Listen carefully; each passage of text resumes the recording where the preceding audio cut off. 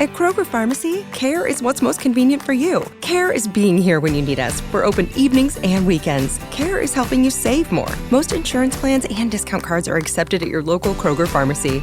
Care is saving you time by managing your prescriptions online. You can request refills, check order status, and more. Care is convenience that works for everyone. Kroger Health, a world of care is in store. Services and availability vary by location. Age and other restrictions may apply. For coverage, consult your health insurance company. Visit the pharmacy or our site for details.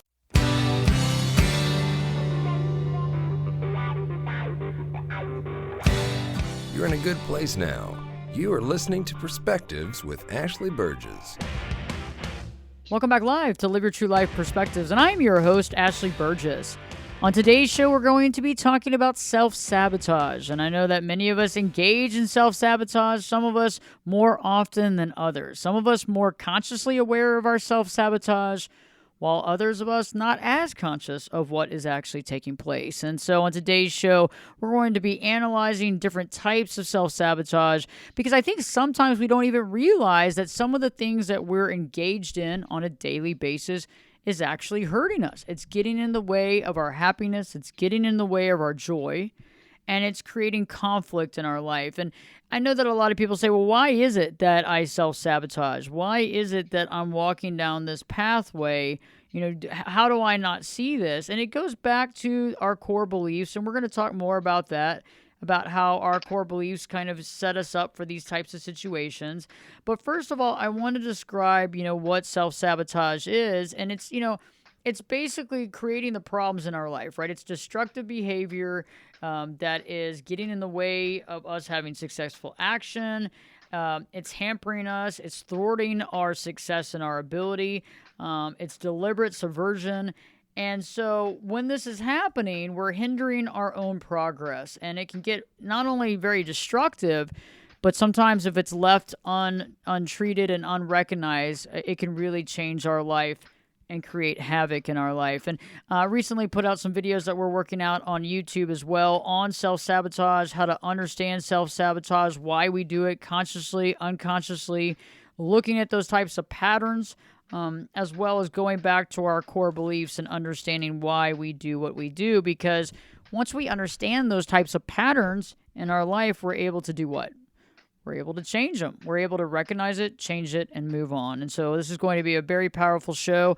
Adriana, thank you so much for joining me today live on Live Your True Life Perspectives. How are you doing?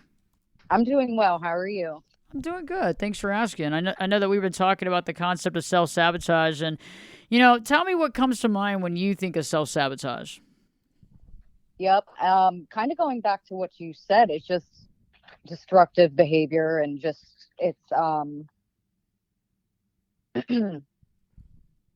basically, like, for me, it just goes back to core beliefs of not being worthy, not feeling like I deserve a good life, not feeling worthy in general. So I do things to hinder my progress in life. And sometimes I don't even know that I'm doing self-sabotaging behaviors. I mean, it's taken years to learn the different types, and I pretty much do everyone under the sun, which I'm sure we'll talk about. But yeah, it's kind of become second nature in my life, and I don't even know I'm doing it, but I'm seeing the signs of the different ones that I've done, for sure. And I get it. And I still have little bouts of self-sabotage, and it's interesting how we all do it to some degree. I'm not saying, I'm not saying everybody out on the planet's doing it. Somebody might be listening to this show saying, I never self-sabotage. And that's fine. That's great. That's awesome. We're really happy for you. And that's a good thing. But there's probably somebody in your life that is self-sabotaging to some degree, and maybe this might help them. So let's talk about the first one. And this is the one that I think gets a lot of us. And I think that it can really take over our life, is that negative self-talk. Mm-hmm. Yep. I would say that I'm the queen of negative self-talk, unfortunately. Again, go back to core belief. I mean, I've been shown and told multiple times that I'm not worthy, or I just felt like a bad person. So I'm always talking negatively to myself, like I can't do something, or I'm stupid, or I'm not capable. And just those words are just so self-destructive, and people say it all the time. I hear people say it all the time. Like, I can't do this. I'm stupid. I'm like, don't say that, because it's, it is self-sabotage. And in a way, it can become like a self-fulfilling prophecy in a sense as well. Because if you keep telling yourself that you can't do something, then no, you're not going to be able to do it. So it's negative self-talk is something that everybody under the sun does. There's no doubt. So it's just, how do we go about changing it and putting it in a more positive light, rather than I can't do this? Maybe say I can do it. It's hard, but I can do it. So And that's interesting that you bring that up. I like that, because you're right. It was just, I have a family member, I'm not going to name who, but I have a family member that has real issues with their computer. And they recently switched to a Macintosh after years and years of using a different computer. And I thought it was going to be a great idea. I still think it's a great idea. But it's funny because they do. It's this whole negative self-talk. Like, they'll call me and I can't figure this out. I never get this right. I'm horrible with technology. I don't even understand. I don't even know how to turn the computer on. I don't even, and it's this whole thing. And I'm like, you know how to do this. You know how to do this, But you're right. It's like right when we tell ourselves that we can't do it or we're no good, we automatically put our mindset and our feelings and our body into that reactionary state where we feel as though that is our truth. And a big thing, there's a big fear of failure. I mean, it's easier to just give up and say, well, I can't do it, than try something and then fail. And they see, look, I knew it. I couldn't do it. So that's probably also another big contributing factor, is that fear of failure that's in there as well. That fear of failure. Yeah, that's true. That's one for me, for sure. So how, like, the fear of failure, does that get in the way of doing things a lot? Like when you're trying something new, or is it trying something new specifically, or what? When does that kind of come into play? It usually, I don't know. I think just in general, just a fear of failure, a fear of failing other people, a fear of failing myself. And it's just easier to not try, because I don't want to. Just failure in general just makes me feel like the worst person. And then there we go back full square to the negative self-talk. So it's all connected. It's all connected. The not trying, the fear of failure then equals the negative self-talk. It's all connected. What does failure look like to you? Failure to me is when it's so, I'm laughing because it's all connected. Is not trying and not putting in my best effort and just not being good enough for something. But then again, another form of self-sabotage is not trying. So my brain just goes spinning, because it's all connected. But fear of failure is just letting other people down, letting myself down, not being good enough, all of those things. Okay, so fear of failure, not being good enough, letting yourself down. And I think a lot of you listening to the show right now is that negative self-talk, goes back to those core beliefs. And those core beliefs, let's talk about that real quick, just so everybody kind of understands. Those core beliefs are kind of the basis of our thought process. They were created early on at a very young age for us, inspired by the things that were told by parents or people around us or teachers or friends or anything about who we are, things that we acquired by situations that took place in our life, so if something went good or bad, or some things didn't work out, or people seemed to leave. So for example, if dad left mom at a really early age and, you were raised by mom, and maybe your aunt, maybe someone else leaves in your life, you think that everybody always leaves you. There's lots of different tales that we tell ourselves based on the situations that take place or how we're treated. And then so if we're treated poorly, right, we immediately feel like we're not worthy of being treated well, or we're never going to be treated well, or this is all I deserve. If we feel like we've been unloved, I'm not worthy of being loved, I'm unlovable. Those are examples, I think, of core beliefs. Can you think of other ones, Adriana?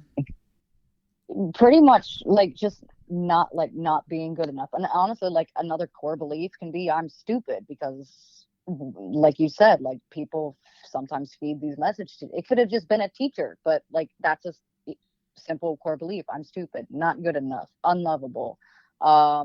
Everybody leaves me. That's another big one. I'm the problem.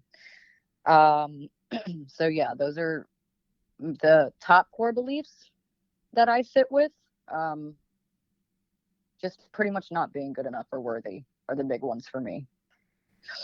Those are big ones. I mean, those are big ones, and I think a lot of people have those. And I feel that gets in the way. You're right. It literally, that's the setting the scene. It's like the mission statement, right? So we have a mission statement for any sort of business or corporation or nonprofit, and it's like what we do in the mission statement. But it's the same thing as when we have these core beliefs that get in the way, but we don't really hear them. And the thing is about the core beliefs is that they get hidden by our day-to-day life. So we have all these daily responsibilities. We have a work commitment. Many of you have family, children, adult parents that you have to take care of, multiple layers of responsibility, also drama that takes place in your life, things that are happening in your marriage or with your girlfriend or your boyfriend or whatever's happening. You got all that going on. You're also thinking about what other people are doing and that sort of thing. And then underneath all this is our core beliefs that really inherently get us into sometimes some very good situations and can sometimes get us into some very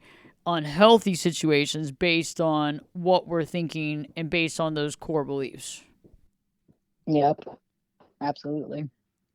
So let's talk about the concept of not trying. I know that not trying is something that a lot of us do. It's like, well, I'm not even going to try that. I don't even want to deal with it. Tell me, when was the last time you can remember, being in a situation where you're like, you know what, I'm not even going to try this, or I'm just not going to go there? I mean, honestly, this is like a personal one for me. I'm honestly doing that right now. I've been diagnosed with an eating disorder. And I hate saying this because then I do feel bad about saying this, but like not trying, like, you're supposed to eat 3 meals a day. That's the typical thing. And then some, and then I just don't do that, unfortunately. And that just goes into not trying. I mean, I know what to do. I have the skills. I have the tools. I've learned everything. I've been to treatment multiple times, but I don't put them into use. So that for me just goes into not trying because, again, just the fear of failure and actually just fear of any emotion that may just come up with trying. So for me, that's what not trying looks like. Okay. And so that's almost like, so it's circular, right? So we know what we need to do. We're not doing it. And then that reinforces the core beliefs. That you're not good enough, or that you're just not good enough, that you're unable to do something. Let me ask and you. And that you'll never be good enough. Sorry, go ahead. No, you're good. Let me ask you a question. Sorry for interrupting. Okay, like, for example, yes, there's a lot of folks out here, I know, that's listening to the show that are dealing with eating disorders, or your family members dealing with eating disorder. When it's time to eat, how hard is it sometimes? Is it just like you feel like you're fighting up, you're going uphill, or what is when it's time to eat? How hard is it? Yeah, like how hard is it to try to eat and not be able to do that, or to not be able to convince yourself or not push through that? Is it the underlining core belief system that's saying, hey, don't even do it, you're not worthy, don't do that? Absolutely, there's that. And then there's just the two different voices in your head that are constantly fighting back and forth. There's the eating disorder voice saying you're not good enough, you don't need it, I'm here to protect you, and you can just lean on me and I'll take care of you. And then there's the healthy part that's like, no, Adriana, you got to eat. You know what to do. You have the skills, you have the tools, and just it's hard because they're enmeshed, those two voices, and it's hard to differentiate between the two. So when it comes time to eat, I know what to do, but then I get full-on anxiety attack because I know what to do, but my body just will not let me do it, and my mind won't let me do it. It's incredibly frustrating. That's very insightful. When we return, we'll be talking more about that and understanding more self-sabotage and really being able to dig in deep to this concept today. So stay tuned. Live your true life perspectives with your host, me, Ashley Burgess, will be back in. I'll be back this time in 2 shakes. Hardy Fiber Cement Siding is proven to withstand water, pests, and fire better than wood-based siding. And it looks better while doing it. Hardy Siding has been chosen for 10 million homes and counting. See the proof at jameshardy.com.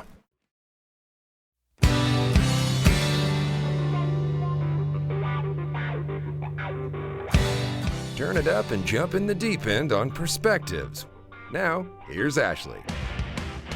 Welcome back live to Live Your True Life Perspectives, and I'm your host, Ashley Burgess. On today's show, Adriana and I are talking about self-sabotage. And right before the break, we were talking about the concept of dealing with not trying, not doing. And we were talking about it in the context of, eating and dealing with an eating disorder and how it can be super hard when you're trying to put into practice, like overcoming the core beliefs to make that happen. So Adriana, right before the break, we were talking about this. So it's almost like you know what you need to do, right? But then it's like all of a sudden the core beliefs get in the way. Absolutely. I mean, just like I said earlier, like my core beliefs are I'm not good enough, or I'm not worthy, or I'm not deserving of a good life or happiness. So that gets in the way all the time, the eating. And for another example, like I am prescribed medication to help with my anxiety, depression, and I just purposely don't take my medication because I know that if I take my medication, it's going to help me. It's going to help me feel better. It's going to just ease any anxiety, depression that I'm dealing with.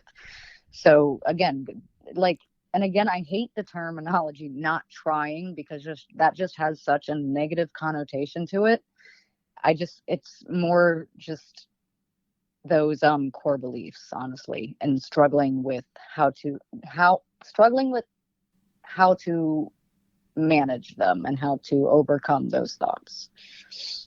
I think it's interesting because you're right. It's almost like, and I know for some of you out there, whether it's an eating disorder or taking medication that really helps you, or going to the gym and working out because you need it, but it's like making yourself do it almost. Do you feel like in order to eat, sometimes you have to absolutely force yourself to do the opposite of what you want to do? That's the terminology I learned in residential. It's opposite action. You just purposely do what you don't want to do, and then it just trains your brain. It's to keep doing the thing that you don't want to do, if that makes any sense. It's literally called opposite action. So if you do opposite action, train your brain to do the opposite.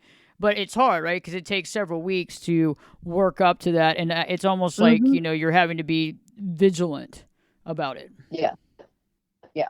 I mean, it's something I'm still practicing. It is incredibly hard because you're doing something that goes against your core belief.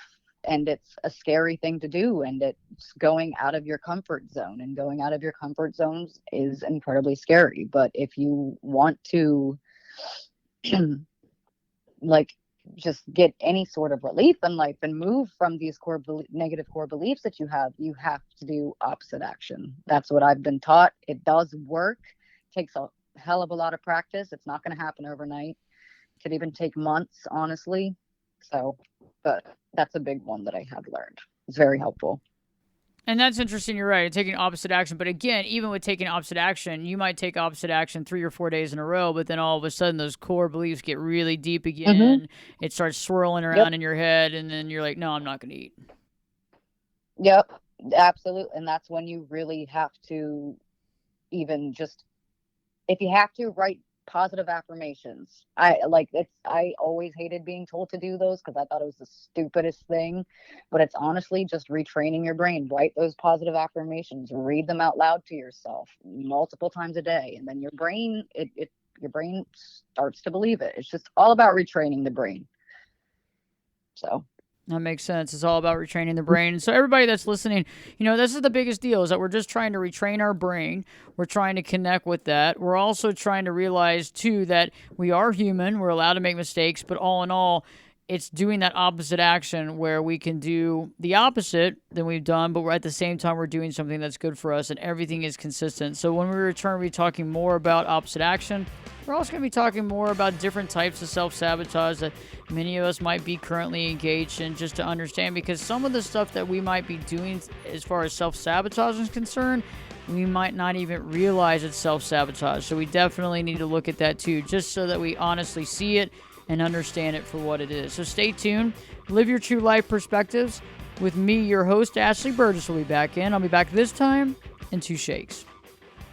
At Kroger, an annual Boost membership just got even better. Now you can choose from Disney Plus with ads, Hulu with ads, or ESPN Plus on us when you sign up. Plus, enjoy unlimited free delivery, double fuel points, exclusive offers, and free items. Sign up for a Boost membership today. It's an easier way to save, including new streaming options to relax with while we deliver your groceries. Kroger, fresh for everyone. Restrictions apply. See site for details.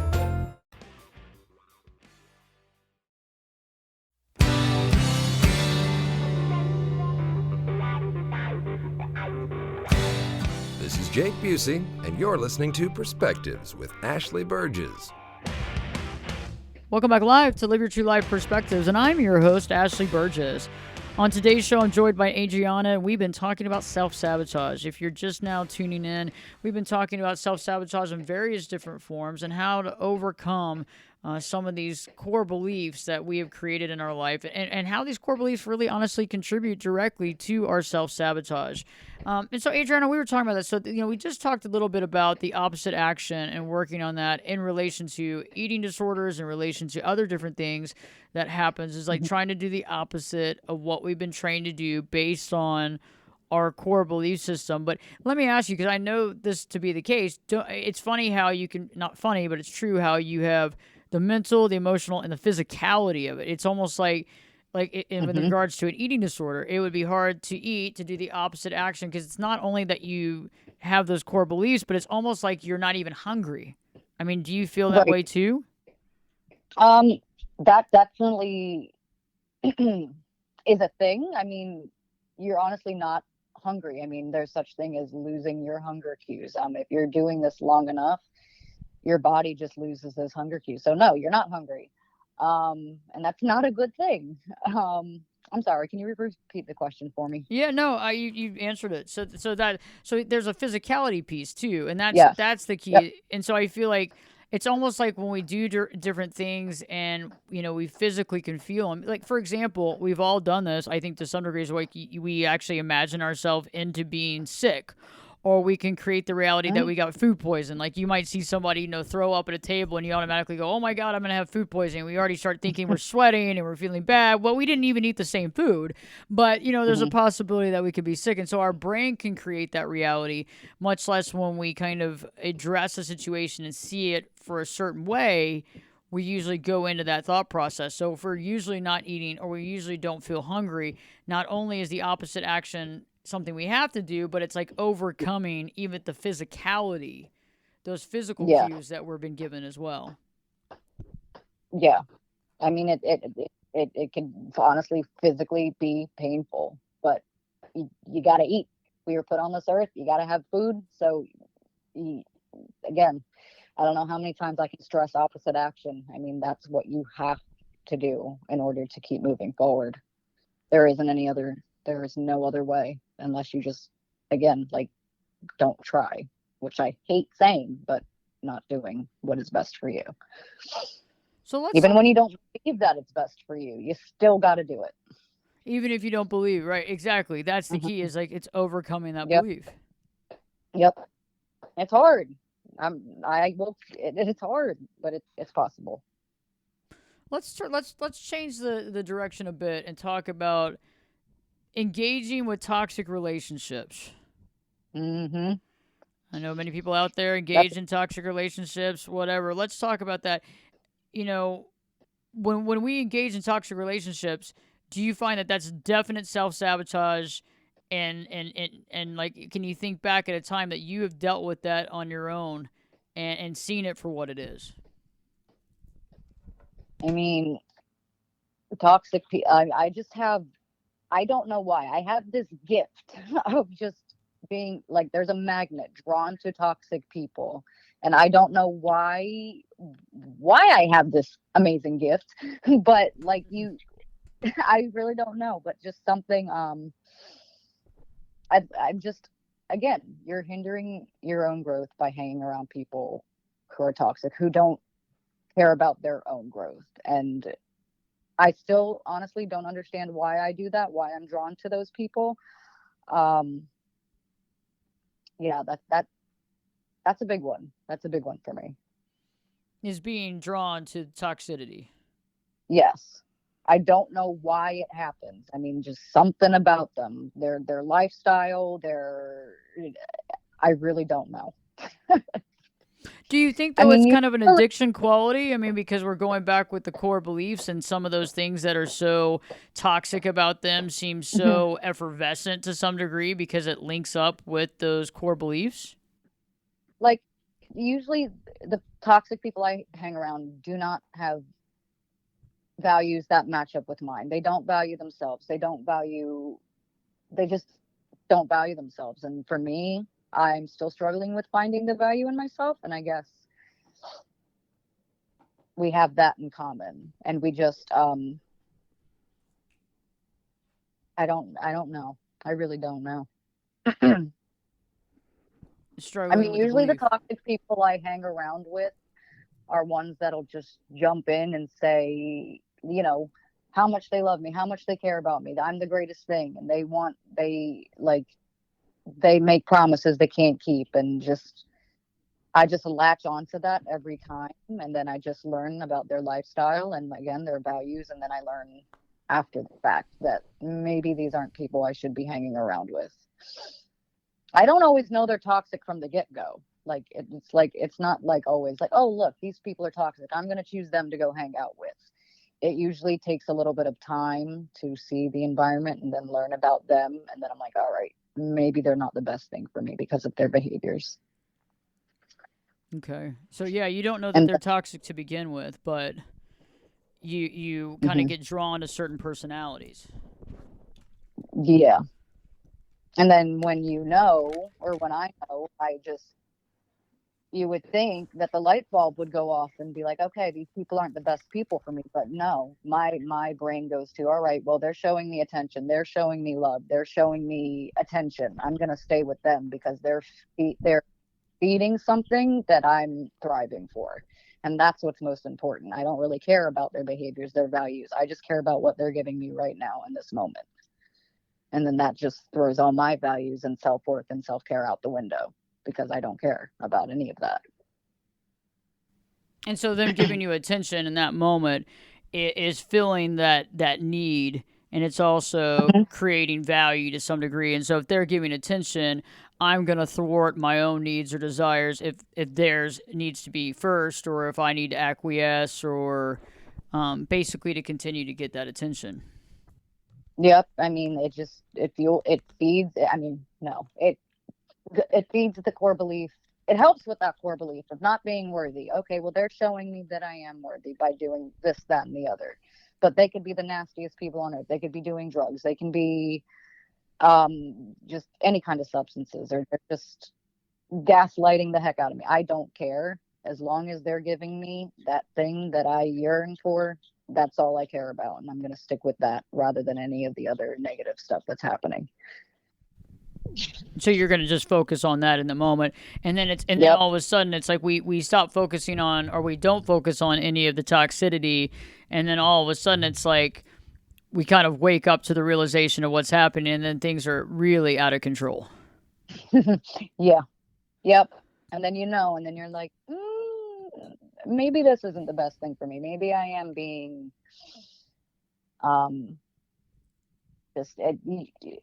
I had a wake up call personally, and I'm like, all right, these people aren't the best. They're dragging me down. I honestly said to myself, I don't deserve to be around toxic people. They're doing nothing for me. They're adding no value, and they're just keeping me back in life. And that took a long time for me to get there, but I did see it, and I'm glad that I got myself out of those relationships. But yeah, it took a while to see it, but when you did see it, was it crystal clear? Oh, yeah. I mean, it was very obvious. I mean, for so many reasons. And I'm like, I beat myself up because I ignored it. And I just thought, like, they're giving me love. They're giving me attention. It's all that matters. And then I look back and I'm like, my life, like, if I was in that relationship right now, God knows where I would be. I don't want to know where I would be because it scares the crap out of me to think about that. So, yeah. I think it's interesting, these toxic relationships too, is that a lot of people get into them. There's that attention that feels good, and that's inspiring. But you're right. There can be all these red flags. And the interesting part about that is we can overlook the red flags. We can spin them around in our head. We can turn it around. We can see things that are obvious to us, but we keep continuing to give the benefit of the doubt. And then again, like, goes back to the core beliefs. Like, well, I'm not worried. Like, I deserve this anyway. I deserve hanging around, like, being around these toxic people. It's fine. It doesn't matter. Nothing good is going to happen for me anyway. So you just stay in that situation. That's how it was for me. Like, I just thought that's what I deserved at the time. So you kind of spin it around and go, well, I'm reaping what I sow. This is reality. I'm just going to, these are the types of friends that I'm going to have, and I'm just going to go along with this. Mm-hmm. But then you have that wake up call. God willing, you have that wake up call. And then it just hits you. And you're like, wait a minute, this isn't right. And then you do the next right thing for yourself. Yeah, and it's trying to figure out, and that's why we're talking about this on the show today, guys, is that if you're listening, we want you to be able to hit that wake-up call, but we'd like to have it where it's not a real painful one. It's like, it's one thing to be able to say, okay, hey, I see what's going on, I see what's coming down the road, I see the train coming down the tracks, and I'm going to make a move. But a lot of times it's hard because a lot of times we don't make that move until, it hurts and until things get bad when we finally go, okay, I got to step back or I got to self-protect myself in that situation. And that can be challenging too, because if you're with some real toxic people, they can turn that around on you and make it your fault for what happened, even though it necessarily wasn't your fault. And then when that happens, then that reinforces the negative thoughts in our own head because we put ourselves in a position and then we didn't realize the toxicity at the time or didn't want to see it. And then there we are in the situation. And then when you call it out, that's when a lot of times people will not take responsibility for their actions. And then you're left holding the proverbial emotional bag. Yeah. And that's really unfortunate and really, really messed up. I mean, there's always two people in a relationship. There's no person that's just the one common denominator, the problem of everything. It's never that. So if you're ever told that, because I've been told that, it's not true. They're just saying that to get some power. They like not taking responsibility because they can't see their own mess up in what they did. So been there, done that. It's never all one person's fault. It takes two to tango. Yes, I agree with you. And then the problem too with toxic relationships, and when we talk about toxic, we're not using toxic just throwing the word out there. What we're saying about toxicity is the fact that, a healthy relationship is one where we can communicate, one where we can see eye to eye and have communication. But in a toxic relationship, when things are out of sorts and out of kilter, there's not a lot of healthy communication. And then when something does go wrong in these types of relationships, a lot of times, there's no discussion, there's no communication, there's a lot of blame, and then there's a lot of ignoring. And then there's also that part, there can be a part of ghosting. There can be a part of, putting the other person down. There can be various levels of abuse to a degree where maybe talking about the other person or bringing up the other person in groups of other people and talking negatively about them, ganging up on them. There's a lot of cyberbullying out there. There's real bullying. So there's lots of different levels of toxicity that we're talking about. But that's the problem, is that when that toxicity hits, it hits at such a crescendo. When you're trying to get out of it, it's like you're just trying to save yourself to some degree. But yet the other person that was involved is not taking any responsibility for what they brought into your life. Right. And it's a hard situation. It's a sad situation when that happens, but that's where blocking comes in sometimes. And we talked about that. The other day. That's where blocking can come in. And it's on both sides. And the sad thing, though, is that when we're unable to communicate, and that's something that I find in every toxic relationship, is the inability to communicate with each other and be able to at least listen to each other's point of view and communicate to a certain degree. And that's what toxicity is to me, is when we have lost all ability to communicate properly, and that's when the relationship becomes toxic. Absolutely. That if there's no communication, and there's no relationship. And I like, if it's all self-blame towards the other person, that's horrible. not the way to go. So. Yeah, and it's all self-blame to one person. We know that's not real. And unfortunately, it does take two to tango. But again, we have to have responsibility for our actions, and that can be challenging. But when we return, Adriana and I are going to talk a little bit more about self-sabotage. We're going to be talking about, focusing on others. Some of us are self-medicating, and there's no judgment here on this show. It's all about talking about honesty and truth and just putting it out there. But there's a lot of folks self-medicating, whether it's alcohol or drugs, trying to numb some of the feelings, but mostly numbing some of those thoughts. We're trying to, quiet those core beliefs down. Those I'm not worthy, I'm not lovable, this is never going to work for me. Those types of things. That's what, self-medication is used for. Procrastination, not doing what we need to do, and then having that self-fulfilling prophecy. We don't finish it, we don't do it. See, I knew I wasn't going to be successful. There's multiple ways, a way we make these core values become true by this self-sabotaging behavior, and validates those core beliefs. So stay tuned. We're going to be talking more about that and wrapping up the show. You don't want to miss it, and we have a lot more to talk about. But again, if you're dealing with this, let's get it out in the open. Let's be able to see it. Let's acknowledge it, and let's stop it. And ultimately, let's change our action. Stay tuned. Live your true life perspectives. With me, your host, Ashley Burgess, will be back in. I'll be back this time in 2 shakes.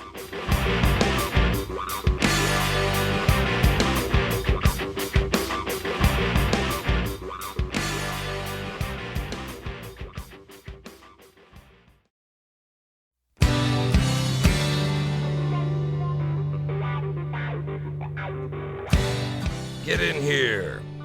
You're listening to Perspectives with Ashley Burgess. Welcome back live to Live Your True Life Perspectives, and I'm your host, Ashley Burgess.